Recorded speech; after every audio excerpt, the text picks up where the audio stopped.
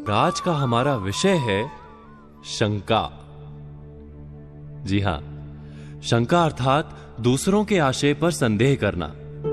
ऐसा सोचना कि कोई हमें हानि पहुंचाना चाहता है, कोई हमसे अनुचित लाभ प्राप्त करने के लिए हमारे निकट आया है, ऐसा मानना। और संसार का अनुभव भी यही कहता है। प्रत्येक मनुष्य दूसरों से लाभ प्राप्त करने का प्रयास करता है, किंतु लाभ देना नहीं चाहता।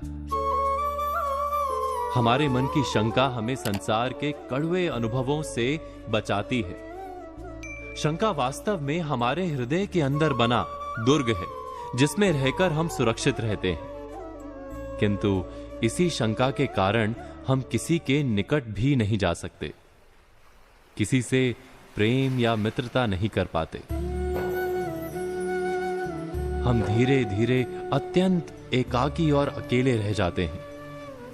शंका का ये दुर्ग हमारा कारागार बन जाता है। क्या ऐसा नहीं होता? इस कारागार को तोड़ने का, इस बंधन से छूटने का उपाय क्या हो सकता है? यदि शंका का स्वरूप बहुत बड़ा हो जाए तो मन का रोग भी बन सकता है।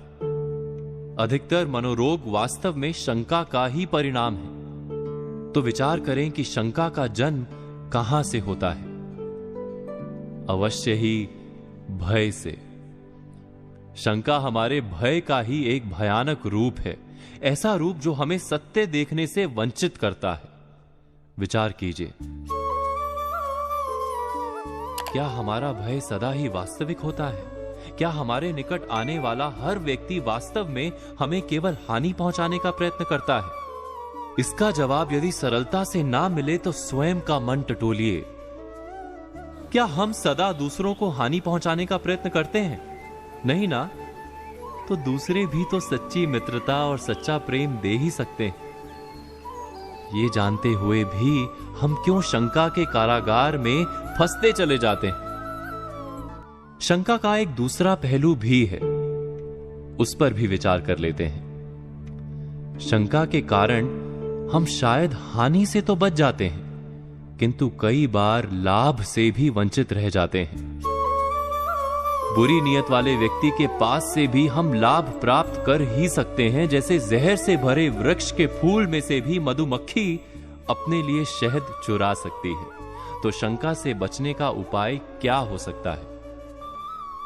हम जिस विषय पर बात कर रहे हैं वो है शंका। हम विचार कर रहे थे कि शंका से बचा कैसे जा सकता है, वो भी बिना स्वयं को किसी प्रकार की हानि पहुंचाए।